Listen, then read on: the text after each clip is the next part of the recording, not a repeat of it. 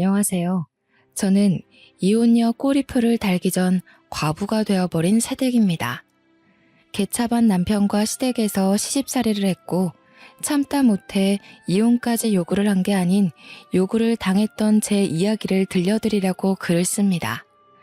가진 것도 없는데 제 뒤를 지켜주는 부모가 없으면 그렇게 세상살이가 지옥 같다는 걸 느꼈어요. 그걸 어릴 때만 해도 몰랐습니다. 미혼과 기혼의 세상은 많이 다른 것 같아요. 미혼과 기혼의 차이에 큰 의미를 둔 적은 없는데 이혼을 하고 나서 제대로 알았습니다. 저는 기혼의 삶을 실패했지만 다시 시작하게 된 싱글의 삶이 저한테 더 잘 맞는 것 같아요. 비록 기혼을 선택하는 실수를 저질렀어도 다시 싱글로 돌아온 것에 된 것에, 그리고 이전의 미혼 삶보다 더 윤택한 조건으로 싱글이 되었다는 것에 그 실수가 용서가 됩니다. 지금부터 저의 개차반 시댁 이야기를 간추려서 들려드릴게요. 저는 평범한 가정에서 태어나 평범하게 자란 막내딸입니다. 제 위에는 친오빠 하나가 있고 엄마 아빠는 늘 우리 남매에게 사랑을 주는 부모였어요. 부모님은 저희 앞에서 다투는 법이 없으셨고 부모님의 훌륭한 훈육 덕분에 우리 남매 사이도 참 애틋하고 사랑이 가득했어요. 이런 행복한 가정이 깨트려진 건 친정 부모가 돌아가시면서부터였는데요. 제 생일날 가족끼리 놀이공원을 갔을 때입니다. 제 나이는 당시 초등학생이었어요. 쉽게 일어날 수 없는 사고가 왜 하필 우리 부모님한테 일어난 건지 하늘을 많이 원망했습니다. 한 놀이기구가 고장이 나서 멈추는 바람에 일어난 사고였고 119를 불러 사람들을 대피시키던 중 3쌍 정도의 부모님들이 우리뿐만 아니라 아이들 먼저 기구에서 내려주는 걸 돕고 있었어요. 그런데 아이들이 다 내리자마자 기구가 버티지 못하고 쓰러졌죠. 하늘에서는 기다렸다는 듯이 어른들을 뿌연 연기 속으로 전복시켰습니다. 그렇게 저는 부모님을 잃게 된 겁니다. 하늘에서 천사가 필요하면 착한 사람들을 일찍 데려간다던데, 그래서 우리 부모님이 하늘 일을 하러 가게 된 거라고 친오빠가 어린 저더러 그렇게 얘기해 준 적이 있었어요. 오빠도 힘들었을 텐데 어린 저를 위해 제 앞에서만큼은 눈물을 보인 적이 없었습니다. 적어도 제 기억으로는요. 친오빠도 당시 중학생으로 어렸던 나이인지라 어쨌든 우리 둘 다 부모님의 죽음을 실감하기가 너무 어려웠어요. 친척들이 우리를 걷어줬는데 선심 좋은 친척들의 보살핌이 아니었다면 다시 일어서는 게 더 고역이었을지 모릅니다. 저희 남매는 친척 덕분에 성인까지 나름 잘 먹고 잘 살았어요. 친오빠는 제 앞에서 티를 안 냈을 뿐 오빠 나름대로 상처가 컸는지 부모님 사망의 트라우마 때문에 구급대원이 되었습니다. 저는 오빠의 뒷바라지로 인해 대학 4년제를 다녔고요. 친오빠는 저를 자기 딸처럼 키우듯 많이 지원을 해줬습니다. 나름 오빠라고 제가 부모님의 빈자리를 느끼지 않도록 노력 많이 해주었어요. 그걸 알기 때문에 저도 얼른 취업을 해서 오빠한테 도움되고자 했고 열심히 공부해서 대기업에 취직했습니다. 대기업에서 받은 봉급을 모아 오빠에게 빚진 돈을 갚으려 했으나 친오빠가 혼을 내는 바람에 할 수 없이 혹시 모를 일을 대비해 돈을 모아두기만 했어요. 부모님이 없는 세상에서 살아야만 하는 건 정말 지옥이나 다름없는 일이었지만 이보다 더 지옥 같은 일이 있다고는 상상하지 못했습니다. 그게 바로 결혼이었어요. 다들 이렇게 사는 건지 결혼을 하면 당연히 감수해야 되는 건지 그건 모르겠습니다. 그냥 저한테는 결혼이 다신 가고 싶지 않은 길이라는 거예요. 왜 제게 또 시련이 닥치는 걸까? 행복하고자 한 결혼에서 왜 그런 불행이 찾아오는 걸까요? 지난 날을 돌이켜보면 너무 후회스럽지만 못 가본 길에 대해 흔들리는 건 어쩔 수 없는 사람의 본능이 아닌가 싶습니다. 그래도 지금 글을 쓰고 있는 이 시점에선 모든 걸 다 잘 회복 중에 있네요. 제가 남편을 만난 건 같은 사내에서였습니다. 남편은 저와 같은 기수로 입사하였고 저보다 2살이 많았어요. 남편은 제 가정사를 알고도 따뜻하게 위로를 해준 사람입니다. 당시 제가 부모님 돌아가시고 공부에만 미쳐서 살다 보니까 연애를 해본 적이 없는데요. 대시하는 남자들이 있었다고 해도 관심이 없어서 다 쳐내기만 했어요. 그런데 어느 날 친오빠가 저한테 그런 말을 해주더라고요. 오빠는 네가 결혼해서 가정을 꾸릴 때까지 결혼할 생각 없어. 내가 널 혼자 두고 어떻게 다른 가정을 만들어. 그런 말을 듣고 당시에는 제가 오빠에게 가장 큰 담례를 할 수 있는 것이 결혼이라 생각했습니다. 그래서 마음 맞는 사람이 있으면 결혼을 하고 싶었고 그 뒤부터 자연스레 오는 기회들을 거부하지 않고 남자들의 태도를 지켜봤습니다. 단지 남편을 알기까지 마땅히 결혼을 하고 싶었던 남자가 없었을 뿐이라 결혼을 하지 않은 것도 있었나 봐요. 남편과 사적인 만남이 늘어갈수록 이 사람이다 싶더라고요. 남편이 제게 상냥하고 제 말이라면 다 들어줄 것처럼 모든 걸 다 해줬는데 그런 물질적인 선물보다 제가 남편에게 끌린 건 다른 부분에 있었습니다. 부모님 없는 고아 신세인 저처럼 남편 또한 가정사의 아픔이 있었다는 거예요. 시부모가 재혼 사이라는 겁니다. 재혼 과정에 대한 자세한 내막은 시부모가 말을 안 해줘서 남편도 잘 모른다고 하더군요. 자기 아빠의 재혼이면 무슨 사정인지 모를 수가 없는데 그땐 제가 너무 순진해서 남편을 고지곳대로 믿었습니다. 결혼을 했는데 시부모는 제가 부모 없는 것에 대해 별다른 거부감은 안 보였습니다. 물론 그렇다고 자기 아들의 짝으로 저를 환영을 하는 것도 아니었어요. 지금 생각해보면 제가 고아라서 마음에 안 들었지만 집을 해왔기 때문에 시부모가 아무 말 안 하지 않나 싶어요. 남편 쪽이 저보다 훨씬 잘 사는 형편인지라 친오빠 말로는 집이라도 해가야 무시 안 받는다고 하더라고요. 그래서 제 형편에 굳이 무리해서 오빠의 도움을 또 받아 집을 해간 거였습니다. 그것도 강남의 좋은 아파트로요. 친오빠의 조언 덕분에 출발을 잘했다고 생각했는데 문제는 출발점이 아니었습니다. 결혼은 매 순간 고비일 수밖에 없다는 걸 살면서 느꼈어요. 남편은 좀 사는 형편 때문인지 생각보다 돈 쓰는 씀씀이가 해펐습니다. 남편이 저를 잘 위로해준 것처럼 남편 주변에는 사람이 늘 많아서 어딜 가나 남편이 자리를 참석해야 했고 계산을 해야 했습니다. 남편이 여유가 되니까 그런다는 건 알겠는데 연애 때는 안 그러던 사람이 갑자기 친구들을 엄청나게 만나길래 좀 놀랐어요. 솔직히 소비 습관 보는 게 좀 불편했습니다. 저랑 오빠는 어릴 때부터 아껴야만 했기 때문에 아끼느라 제대로 돈을 쓰지도 못한 사람들이거든요.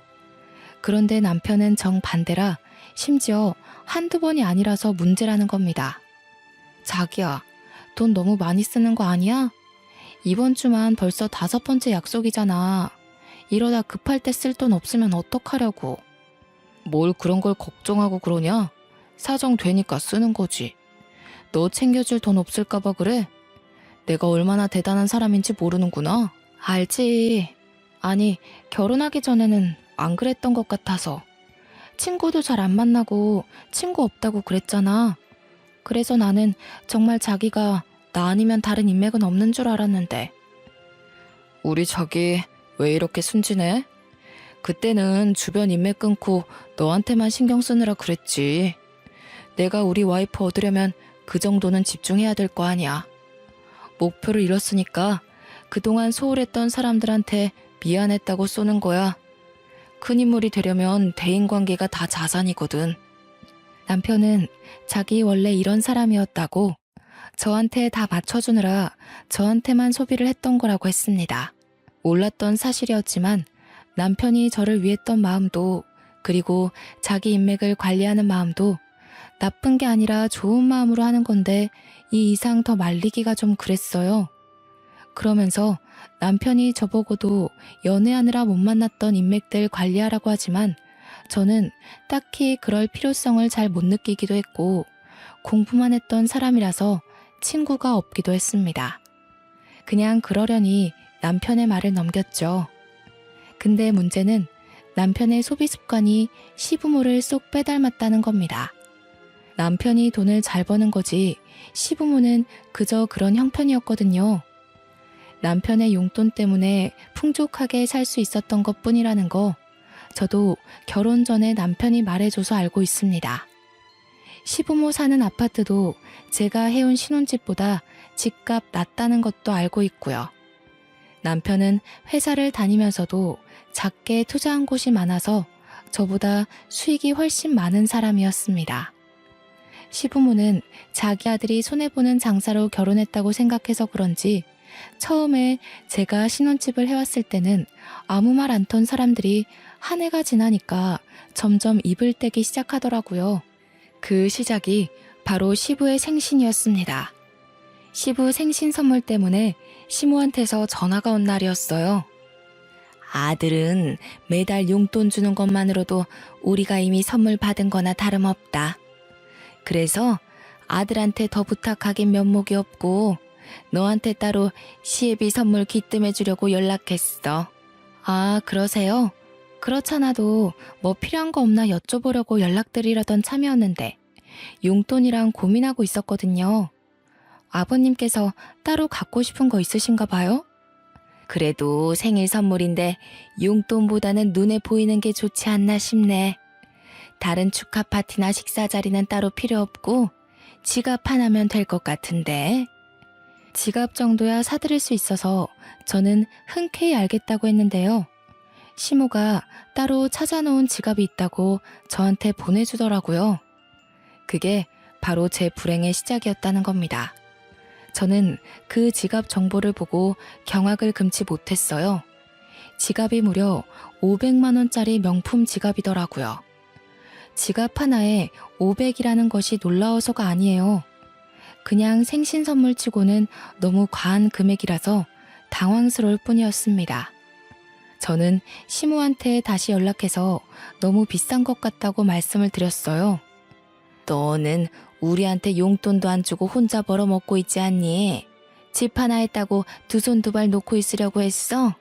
앞으로도 용돈은 내 아들만 줄 것 같으니 너더러 한 번 해줄 때 크게 해주라는 거야. 어머님, 그래도 500만 원은 제 선에서 좀 힘에 부치는 금액이에요. 다른 선물 뭐 없을까요? 제가 몇십만 원 정도는 가능할 것 같은데요. 몇십만 원? 우리 그런 건 명품 취급도 안 한다. 너가 우리 집 식구 된 지 얼마 안 돼서 모르나 본데 우리 아들 연봉 얼만지 알지? 우리가 재벌이나 다름없어. 사장 사모가 몇십만 원짜리 들고 다니면 사람들이 뭐라고 생각하겠니?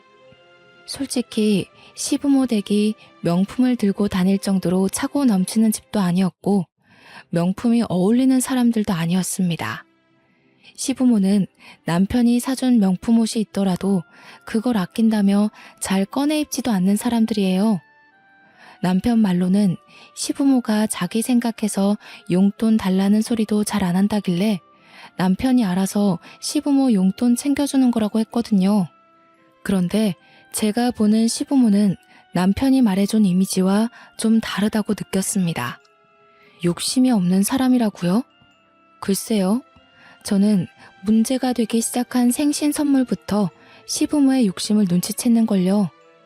너도 우리 아들이랑 같이 대기업 다니지 않냐?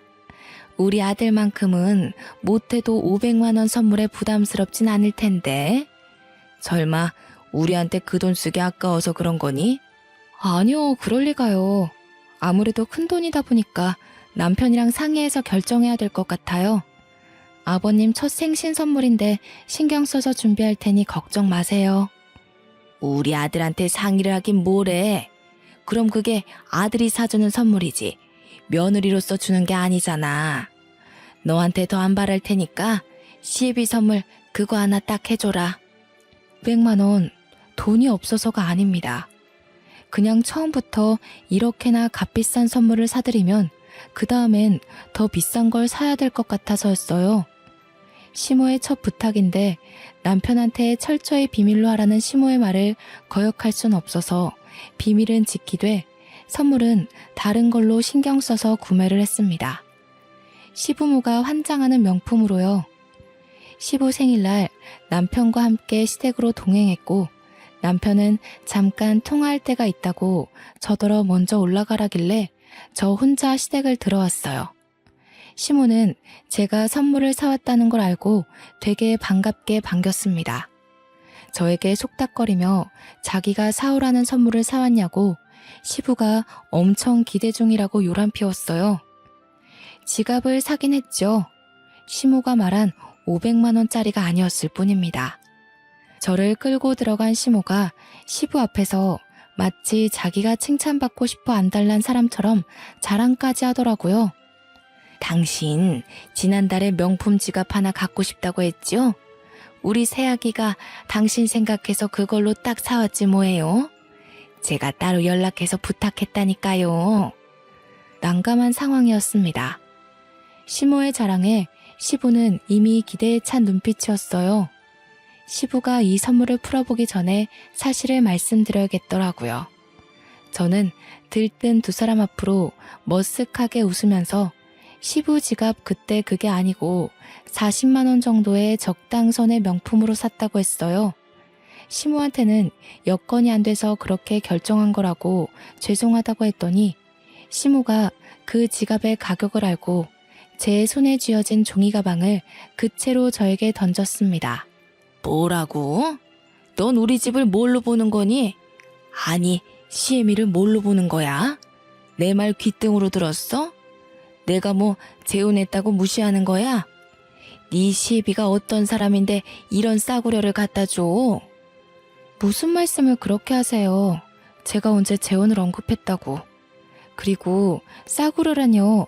그것도 명품이에요. 근데 어머님, 솔직히 어머님께서 너무 선 넘는 선물을 요구하신 건 맞잖아요.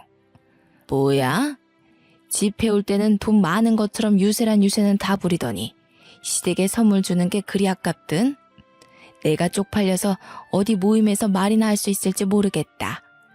시부모는 일을 안 하고 아들 주는 용돈으로 탱자탱자 놀고 있는 사람들입니다. 솔직히 그때 그런 생각을 했어요. 아들 등골 빼먹고 사는 주제에 재벌인 척 한다고요. 참 웃음꼴이었죠. 하지만 제 속내가 그런 시부모의 성품을 가볍게 이겨낼 정도로 멘탈이 강한 사람은 아니었습니다. 너무 화가 나서 눈물까지 날 지경이었어요. 시 또한 기분 상해서 저를 보고 쯧쯧거리며 거들떠도 보지 않더군요. 때마침 남편이 들어왔고 남편은 거실에 멀뚱히 서 있는 저더러 왜 그렇게 서 있냐고 물었습니다. 제가 대답을 안 하고 있으니 바닥에 떨어진 지갑을 본 남편은 대충 상황을 파악한 것 같았어요. 아이, 엄마 아빠도 처음? 그래도 며느리가 신경 써서 사온 건데 좀 봤지. 아직 어리잖아. 첫 선물인데 부족할 수도 있는 거를 꼭 티를 냈네. 아들아, 우리 눈높이 알잖아. 우리가 어디 요즘에 돈 100만 원 안 하는 물건 들고 다녔어? 너희 아빠는 다음 주에 골프 동호회 사람들이랑 일본에 놀러 간다고 했단 말이다. 저런 싸구려를 들고 어디 어깨 펼 수 있겠니? 그렇긴 한데 이 사람이 잘 몰라서 그랬을 거야. 친오빠랑 둘이서 힘들게 살았다는 거 알잖아. 엄마 아빠가 이해해줘. 내가 잘 타일러서 다신 그런 일 없도록 할게. 남편이 시부모의 흥분을 잠재우긴 했지만 저한테는 어딘가 불편한 발언들이었습니다. 남편은 마치 저를 문제아로 보는 듯이 말을 했어요. 잘못은 시부모가 했는데 왜 시부모에게 제 행동을 이해시키는지 저야말로 이해가 안 되었습니다. 그 뒤에는 더 어이없어요. 남편은 저를 내버려 두고 시부모 기분을 풀어주려고 애교를 떨면서 자기가 선물 좋은 거 사왔다고 두 손 가득한 짐을 풀어놓더라고요. 시부모에게 옷 한 벌씩 해주는 거였습니다. 저건 저도 몰랐던 사실이에요. 제가 은근슬쩍 시부 생신 선물 뭐 해줄까 하고 물어봤을 때는 별말 없었거든요. 이런저런 서운한 게 많았지만 일단 시댁을 나올 때까진 참았습니다. 남편과 시댁에 인사만 드리고 나온 뒤 저는 바로 남편에게 물었죠. 어머님 아버님이 나한테 어떻게 했는 줄 알아? 내가 사들인 지갑 던졌어. 뒤로 안 물러났으면 나 얼굴 다칠 뻔했다고. 어떻게 그러실 수가 있어? 게다가 자기는 거기서 그런 식으로 말을 하면 어떡해. 그럼 내가 잘못한 사람이 되잖아. 들어보니까 엄마 아빠가 서운할 만했더구만. 500만 원 선물 받을 줄 알았는데 40만 원이라고 하면 기분 상하긴 하지. 우리 부모님이 당신 벌이를 모르는 것도 아니고 솔직히 대기업에 500만 원 선물이면 그렇게 힘에 부치는 건 아니잖아. 40만 원은 돈도 아니야? 어머님 아버님 눈높이를 당신이 너무 키워놔서 저러시는 것도 있어. 그리고 어머님 아버님 옷 샀다는 건 왜 나한테 말 안 했어? 한 벌에 1,000만 원 가까이 되는 옷이야. 내가 얘기하면 당신이 부담 느낄 것 같아서 나는 나름 배려한 건데 그래도 내가 당신 생각 안 했다고 할 거야? 남편은 제가 얼마나 상처를 받았는지 별로 중요하게 생각지 않는 것 같았습니다. 저의 이야기를 투정이라고 생각하면서 능청스럽게 그래 그래 하면서 듣는 둥 마는 둥 대답했어요. 연애 때는 남편에게서 느껴본 적 없는 퉁명스런 말투였어요. 귀찮음이 묻은 것 같기도 했고요. 그 때문에 저는 남편에게 변한 것 같다고 나한테 질렸냐고 물었는데요. 남편은 오히려 저더러 변한 것 같다고 했습니다. 제가 결혼하기 전과 다르게 많이 징징거린다는 거 아니겠습니까? 그날 이후 서운해서 입을 닫았고 남편을 대면대면하게 되었습니다. 화가 나서 시부모님 연락도 안 받았어요. 제가 서운한 감정을 표현을 할 때 모든 외부적 요인을 닫아버리는 타입이란 걸 결혼하고 알았습니다. 시부모는 제가 3일 연속 연락이 안 되니까 남편한테 전화를 했나 보더라고요. 남편이 회사에서 저와 마주치자마자 조용히 경고를 하더니 퇴근하고 집에 와서는 저희가 완전 싸우게 되었습니다. 엄마 아빠 연락은 왜 안 받아? 시위하는 거야? 설마 그놈의 지갑 때문에? 당신 도대체 왜 이렇게 철이 없어? 사춘기도 아니고 뭐 하자는 거야? 내가 그냥 넘어가면 어머님 아버님이 날 더 우습게 보지 않겠어? 사과도 못 받았는데 기분 나쁜 티 정도는 낼 수 있는 거잖아. 네가 기분 나쁘긴 뭐가 나빠. 이참에 우리 부모님 취향도 알게 된 거니까 오히려 잘 된 거지. 실수한 며느리 가르치는 걸 우습게 본다고 생각하는 거냐? 아, 진짜 정 떨어진다. 남편은 어느 순간부터 제게 정 떨어진다는 말을 많이 했습니다. 그게 지갑 사건 이후로 생기기 시작하더니 갈수록 더 심해졌어요. 제가 뭐만 하면 변했네, 실망이네, 왜 몰랐을까? 이런 소리를 해댔어요. 그럴 때마다 저는 참지 않고 남편과 싸우길 반복했습니다. 한 번은 시모가 우리 집을 왔다가 싸우는 걸 목격하기도 했어요. 내가 부모로서 내 아들 짝을 똑바로 결정해줬어야 하는 건데 하여간 부모 없이 큰 것들은 다 이 모양이라니까. 여자가 억측스러운 게 얼마나 천박한 줄 모르는 거니? 됐어 엄마. 내가 알아서 길들일 테니까 오늘은 그냥 가봐야겠다. 미안해. 애써서 왔을 텐데 헛걸음하게 만들어서. 당신 무슨 말을 그렇게 해? 내가 당신 애완견이야? 길들이긴 뭘 길들여. 내가 뭘 잘못했다고. 당신이 먼저 우리 오빠 흉 봤잖아. 친오빠의 우직하고 끈기 있는 구급대원 직업을 욕보인 남편에게 따지고 있던 중이었습니다. 그 상황에서도 억울하게 제 편은 없었고 저는 이걸 친오빠한테 절대 말을 할 수 없었어요. 저는 철저히 혼자인 그곳에서 제게서 등 돌린 사람들과 매일같이 겨뤄야 했습니다. 어느 순간부터 남편은 제가 잠에 들 때 집에 들어왔고 같이 겸상한 지가 가물가물할 만큼 사이가 멀어지게 되었어요. 그렇게 화병을 안고 친오빠 생각만 하며 버티고 살던 중 제 분화구가 결국 폭발하게 되는 날이 찾아오게 되었는데요. 제 스트레스가 극에 달했을 때 친오빠가 결혼을 하게 됐거든요. 저는 진작에 친오빠 결혼을 위해서 따로 돈을 모으고 있었어요. 축의금으로 1,000만 원을 준비했었고 결혼식 전날 현금을 봉투에 따로 넣어서 내일 친오빠를 미리 만나서 주기로 약속을 했습니다. 그리고 오빠 결혼식 당일이 되었을 때 아침에 준비를 끝내고 가방을 챙겼는데 분명 가방에 넣어뒀던 축의금이 어디로 간 건지 사라지고 없지 뭡니까? 남편에게 물어봤지만 남편은 모른다고 답할 뿐 잘 좀 챙기지 그랬냐면서 또 한숨만 쉬었습니다. 당시 그때는 남편과 싸울 시간이 없었어요. 졸인 마음으로 집안 구석구석 뒤졌는데도 봉투가 안 보이더라고요. 찾다가 지쳐가고 있을 때 그만 출발해야 할 시간이 임박했고 결국 저는 빈손으로 친오빠 결혼을 축하하게 되었습니다. 친오빠에게 축의금 사정을 얘기하고 미안하다 했더니 오빠가 자기는 괜찮은데 그 돈 어떡하냐고 다시 한번 잘 찾아보라고 위로해 주더군요. 그래서 집에 가서 다시 찾아봤습니다. 며칠을 찾아도 없어서 결국 포기를 해버렸는데 한날 시부모 집 근처에 갔다가 경비원이랑 얘기 중인 시부를 발견했어요.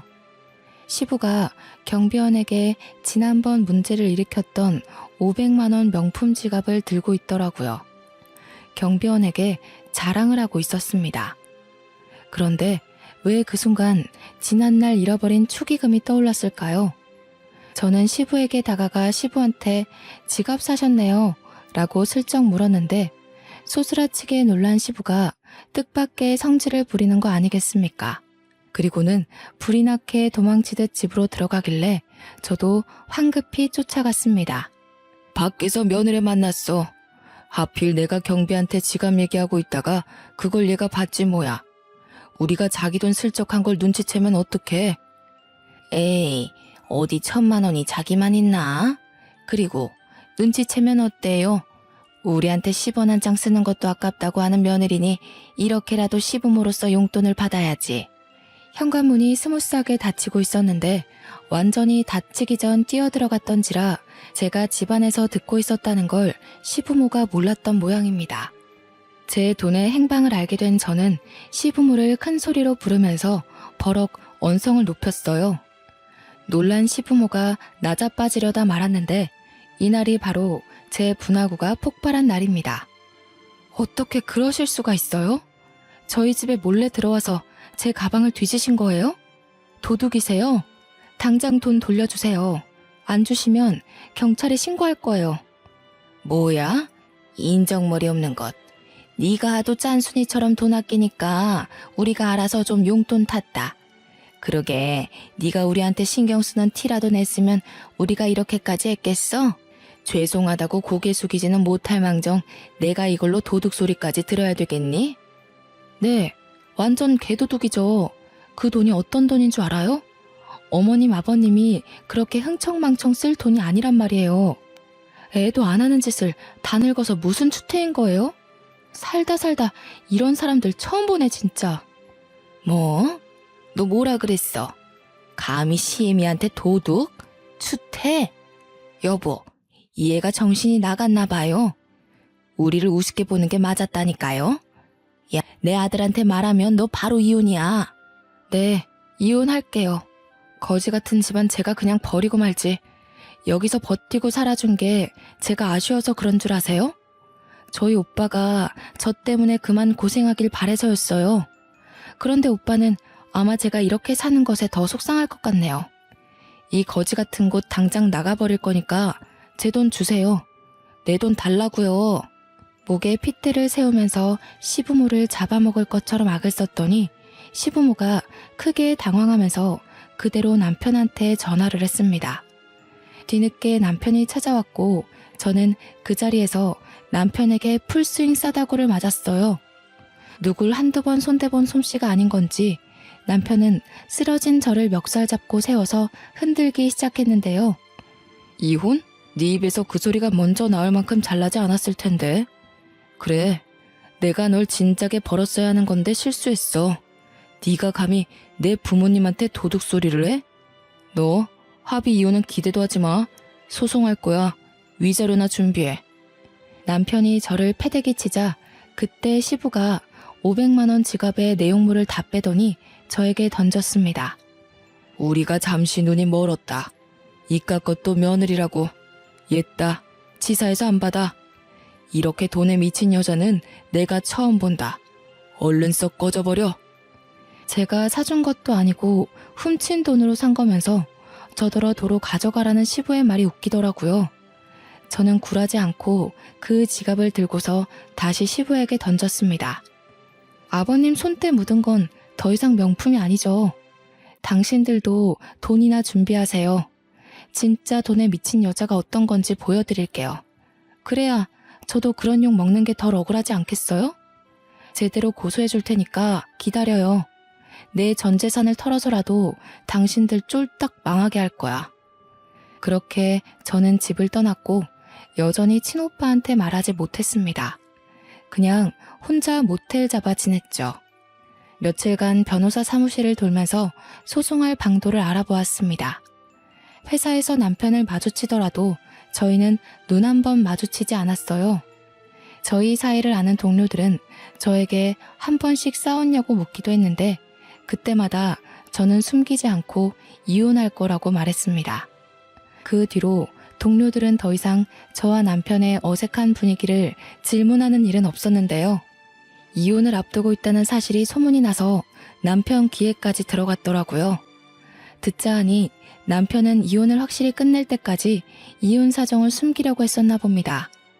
저를 계속 비상구로 따라오라고 울음장을 놓았는데 그때마다 저는 남편을 쌩깠죠. 제게 무시당하는 게 화가 났는지 한 번은 남편이 직원들 눈을 피해서 억지로 저를 끌고 가려고 했던 적이 있었는데 제가 비명을 지르는 바람에 그마저도 실패했었습니다. 그러니까 남편은 저를 단 둘이 마주할 기회가 없었던 거죠. 그 상황에서 저는 매일같이 변호사와 면담을 하면서 소송 준비를 철저히 했어요. 그러나 이게 무슨 날벼락인 건지, 아니 이걸 내게 돈벼락이라고 해야 되는 건지 모르겠는데 저는 어느 날 충격적인 소식을 듣게 되었습니다. 남편이 회사 비상구 계단에서 굴러떨어지는 바람에 사망했다는 거 아니겠습니까? 당황스럽고 놀라운 소식이라서 급히 장례식장을 찾았는데 영정사진이 남편인 걸 보고 그제야 실감을 했습니다. 네가 어디라고 여길 찾아와? 이게 다 너 때문이야. 네가 우리 집 며느리로만 안 들어왔어도 내가 우리 아들을 잃는 일은 없었어. 내 아들 살려내. 우리 아들 살려내라고 이 여우 같은 년아. 불과 2주 전 제 뺨을 친 남편이 죽었다는 게 놀라워서 시모가 저를 원망하는 것도 안 들렸습니다. 이게 무슨 허무한 죽음이란 말입니까? 법정까지 가서 개싸움을 벌이게 될 줄 알고 정말 철저히 준비 중이었는데 죽어버리다뇨. 이건 저와 변호사님이 준비 못했던 변수였습니다. 그때 멍 때리고 있는 제게 시부가 나타나 밀치면서 불결하니까 꺼지라고 욕을 했어요. 집안에 제가 들어와서 망했다고 하면서 울부짖었습니다. 그 정신없는 와중에 순간적으로 제 눈에 들어온 사람이 있었는데요. 직장 동료들 틈에 껴서 조용히 음식을 먹고 있는 젊은 여자였습니다. 그쪽 사람들은 남편 동료 직원이기도 하면서 저의 동료이기도 했기에 몇몇은 저랑 알고 있는 사이였어요. 제가 시부모의 원망을 받고 있을 때 정확히 저와 눈이 마주친 여자였는데 일순간 어딘가 모르게 쎄한 기분이 들더라고요. 그 젊은 여자의 눈빛과 표정이 남편의 죽음을 슬퍼한다고 보기엔 어려웠고 심지어 저를 업신여기는 듯한 분위기를 풍겼습니다. 왜 그런가 했더니 다 이유가 있었더라고요. 남편이 사망했고 저희는 이혼 처리가 안 된 상황이었기에 남편 재산이 제게 상속됨과 동시에 남편 사망보험금마저 제 앞으로 되어 있어서 그 보험금까지 모조리 제게 떨어졌지 뭡니까. 남편이랑 신혼 초일 때 서로 사랑하는 마음에 사망보험금 수익자로 서로의 이름을 써서 계약했거든요. 이 때문에 저는 수익자를 당장 친오빠 쪽으로 돌려놓는 대비를 하기도 했네요. 그런데 이 사실을 알게 된 시부모가 제게 소송을 하는 건 충분히 이해가 되는데 저를 찾아온 또 다른 사람이 있었어요. 바로 장례식에서 본 젊은 여자였죠. 장례식에서 저를 불쾌한 시선으로 쳐다보던 이유가 다 남편 재산 때문이었더군요. 뻔뻔하시네요. 우태 씨랑 하루가 멀다 하고 다퉈놓고 우태 씨 목숨값을 가질 자격이 있다고 생각해요? 그 돈 원래 제 거예요. 우태 씨가 다 제 앞으로 돌리겠다고 했었거든요. 역시나 이 여자는 다름 아닌 남편의 상간녀였던 겁니다. 남편이 제게 정 떨어졌다고 주구장창 얘기할 때부터 시작했던 사이인 듯 했습니다. 그걸 눈치채자마자 저는 몰래 휴대전화 녹음기를 재생했어요. 이미 제 주머니로 떨어진 돈은 수두룩했지만 아직 혼내줄 사람이 더 있는 것 같았거든요. 우태 씨, 사고 나기 직전까지만 해도 나랑 있었어요. 나랑 매일 비상구 계단에서 만났거든요. 우태 씨는 사모님한테 마음 든 지 오래예요. 사모님이랑 이혼하는 것도 저는 진작에 알고 있었어요. 갑자기 일이 틀어지는 바람에 우태 씨가 재산이나 보험금을 저한테 못 돌린 거라고요. 그러니까 염치 없이 그 돈 다 먹을 생각하지 마시죠. 주인도 아니면서. 솔직히 자격 없잖아요. 그러게요. 본부인이라면 남편이 바람피는 것 정도는 눈치챌 수 있어야 했는데 제가 본처로서 부족했어요. 그렇다고 이렇게 친히 찾아와서 도와줄지는 몰랐네요. 근데 남의 돈 탐내기 전에 자기 수중에 돈이나 잘 지켰어야죠. 그렇게 텅텅 빈머리로 어떻게 우리 회사 합격했는지 모르겠네요. 어쨌든 자백 감사해요. 저는 그대로 상간녀에게 녹음 사실을 밝혀준 뒤 비상구를 나왔습니다. 남편 회사 자리를 찾아가 뒤져 상간녀의 흔적을 더 찾았어요. 주변 동료들은 제가 그래도 아직 와이프 입장이다 보니까 남편 자리 뒤지는 걸 유품 정리하는 걸로 생각하더라고요. 그 덕에 저는 편하게 상간녀의 흔적을 다 찾아낼 수 있었습니다. 손쉽게 상간녀 소송을 진행했고 시원하게 마무리가 될 줄 알았던 시점에 시부모가 저를 맞고서 했더라고요. 자기 아들 재산이 왜 저한테 다 떨어지는 거냐고 부당하다고 소송을 한 거 아니겠습니까? 하지만 그건 어거지였을 뿐 당연히 기각될 수밖에 없었습니다. 억울하다고 하더라도 법적으로 제가 상속순위 1위인 건 사실이었으니까요. 이도저도 안 되니까 끝내 자신들의 처지를 인정하고 만 시부모는 이제 저한테 눈물로 호소를 하기 시작했습니다. 제발 새아가, 우리는 아들 없으면 먹고 살 돈이 없어. 우리 이대로 굶어 죽는다고. 아들이 생활비 다 대줬는데 네가 다 가져가 버리면 우리는 뭘 먹고 살겠니? 부탁이다. 제발 우리 아들 재산 좀 돌려다오. 재벌 사모라고 큰 소리 치셨잖아요. 재벌이 되려면 아들 돈이 없어도 두 분이 떵떵거릴 수 있어야 하는 거 아닌가요? 보세요. 두 분은 그냥 돈 껍데기만 걸치고 있던 거지였던 거예요. 돈 100만 원 안 되는 물건은 취급도 안 한다고요? 그 돈 100만 원이 누구한테는 목숨값이기도 하고 밥값이기도 하고 병원비가 될 수도 있는 가치예요. 이번 기회에 정신 좀 차리셨으면 좋겠네요. 안다 알아. 우리가 진짜 잘못했다는 거 알아. 평생 반성하면서 살 테니까 한 번만 용서해주면 안 되겠니? 네가 이번만 우리를 도와준다면 더는 며느리 욕하는 일은 없을 거다. 제가 며느리 내려놓은 지가 언젠데요. 저는 차라리 두 분이 제 욕하시는 게 편했어요. 덕분에 모질게 떼어낼 수 있으니까요. 1,000만 원 훔쳐간 거 도둑으로 신고 안 하는 게 제가 보여줄 수 있는 최대한 자비예요. 아드님 재산은 1,000만 원 훔친 이자로 받았다고 생각할게요. 두 분이랑 아드님이 제게 상처 준 이자까지 같이요. 그대로 시부모를 돌아서 나온 저는 이 모든 사실을 알리기 위해 어쩔 수 없이 친오빠를 찾아갔습니다. 새언니가 차려주는 밥을 먹으면서 아직 퇴근 못한 친오빠를 기다리고 있었어요.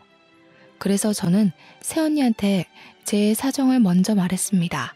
새언니는 그동안 제가 친오빠한테 털어놔야 할 고민을 대신 들어준 사람이에요. 제게 친언니처럼 늘 다정하고 신경 써주던 고마운 언니거든요. 아가씨도 참. 그래도 그런 큰일이 있었으면 오빠한테 말했어야죠. 혼자서 얼마나 고생했을까. 왜 나한테 그런 것까진 말 안 했어요. 내가 오빠한테 말할까봐요? 언니가 말 안 할 건 알았지만 그냥 말 그대로 너무 큰일이었잖아요. 언니 임신했다는 거 아는데 제가 어떻게 그런 소리를 하겠어요. 그리고 제가 드릴 게 있는데요. 나중에 태어날 우리 조카 위해서 써주세요. 저는 새언니에게 5천만 원 용돈을 줬습니다. 새언니가 깜짝 놀라더니 안 받으려고 하는 걸 제가 고모가 될 건데 이렇게 꼭 해주고 싶다고 사정을 했어요. 새언니가 눈물을 보이면서 자기가 뭐 해준 것도 없는데 이렇게 큰 돈까지 받아서 미안하고 고맙다고 하시더라고요. 그리고 친오빠가 퇴근을 하고 왔을 때 새언니가 저 대신해서 차분한 음성으로 설명해 주었습니다. 친오빠는 새언니보다 더 몰랐던 저의 사정을 알고 살짝 언성을 올렸어요. 제가 걱정되었기 때문이었겠죠. 새언니의 다독거림과 저의 깊은 반성 때문에 오빠는 금세 놀랐던 마음을 가라앉히고 저를 안아줬습니다. 자기가 친오빠로서 물려준 게 잘못이라며 자기 탓을 했죠. 그리고 저는 새언니한테 5천만 원을 준 것처럼 친오빠에게 돈 얘기도 하였습니다. 친오빠 역시 새언니처럼 받기를 꺼려했지만 제가 혼자 이 돈 다 못 들고 있는다고 뭐든 자산을 남겨야 하지 않겠냐고 고집을 부리는 바람에 제 의견에 넘어가 줬어요. 남편 덕분에 순식간에 떼부자로 싱글이 된 저는 친오빠한테 빚졌던 마음을 갚는다고 오빠랑 새언니를 위해 더 큰 집을 계약했어요. 둘 다 운전을 할 줄 알기에 차도 한 대씩 사주었습니다. 결혼할 때 진작에 이러고 싶었는데 뒤늦게라도 베풀 수 있어 얼마나 다행이었는지 모릅니다.